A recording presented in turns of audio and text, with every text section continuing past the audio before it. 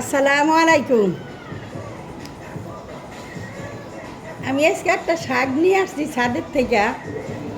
আমি এই শাকটা প্রায় দেখি ফেসবুকের বন্ধুরা রান্না করে, অনেকেই দেখছি রান্না করে অনেক আপুরা। আসলে শাকটার নাম কি তাও জানি না, কোনোদিন খাইও নাই। তো যে আপুরা জানেন নাম বা খাইছেন, ওই আপুরা একটু রেখা জানাইবেন কমেন্টস বক্সে যে শাকটার কি নাম। এই যে অনেক আপুরেই দেখছি এই শাকটা রান্না করে গুঁড়া মাছ দিয়ে। তো আমিও আজকে এইটাই আশা করছি, এই গুঁড়া মাছ দিয়ে শাকটা রান্না করব। এই যে আমি এই শাকটাই উঠাই আনছি। তা আপুরা একটু করবেন, কমেন্ট বক্সে লেখা জানাইবেন শাকটা কী নাম। তাইলে থাকেন সাথে, আমি গুঁড়া মাছ দিয়ে এটা রেসিপি দিব আজকে।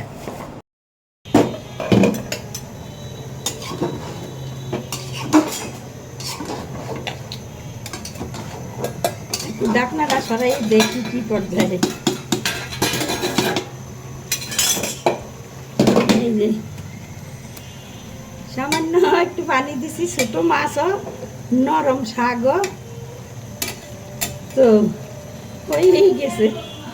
তো আপুদের কাছে আমার এটাই অনুরোধ যে এই যে আপুরা এই শাকগুলা রান্না করছেন, খাইছেন, তো ওনারা তো জানেন হয়তো। আমার এই নতুন, আমি এখনও খাই নাই, আল্লাহ যদি কিসমত রাখে খাইয়ে দেখব। তো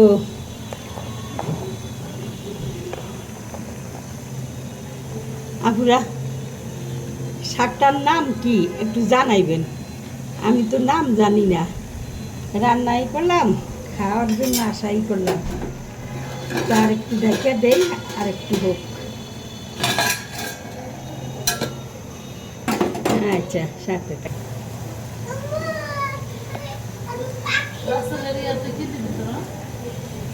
আমার তরকারিটুকু হয়ে গেছে।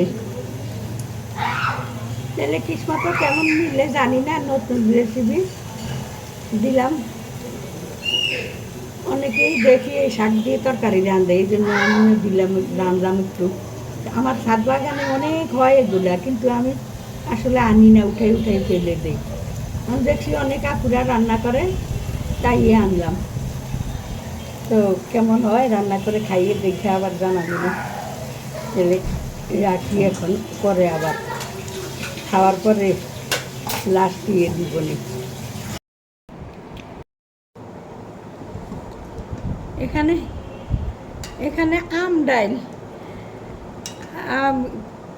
যাইতে গেছে। আসলে এবার ডাউল দিয়ে আম দিয়ে টক রান্না করা হয় নাই, করতে পারি না। এই যে ডাউল খাইতে পারি না, পেটে গ্যাস জমে যায়। এই জন্য এই বছর আর আম দিয়ে ডাউল দিয়ে একবারও পাক করি নাই, এবারে নতুন করে করলাম। তো একটু আপনাদেরকেও দেখাইলাম। আর এই যে আমার সেই গুঁড়া মাছের আর ওই শাকের রেসিপিটা। আর এখানে আবার ওই যে মুরগির মাংস রান্না হয়েছে, আজকের রেসিপিটা আমাদের এই আছে। তো বন্ধুরা, যদি ভালো লাগে আমার ভিডিওটা একটু লাইক, শেয়ার, কমেন্টস করবেন। ফেসবুকের বন্ধুরা যারা সাবস্ক্রাইব করছেন তারা তো করছেনই, হাজার হাজার ধন্যবাদ ওনাদেরকে। আর যারা না করছেন একটু সাবস্ক্রাইব করে দেবেন। তাহলে রাখি, আসসালামু আলাইকুম। যে যেখানে আছেন ভালো থাকেন, সুস্থ থাকেন, আমার জন্য দোয়া করবেন।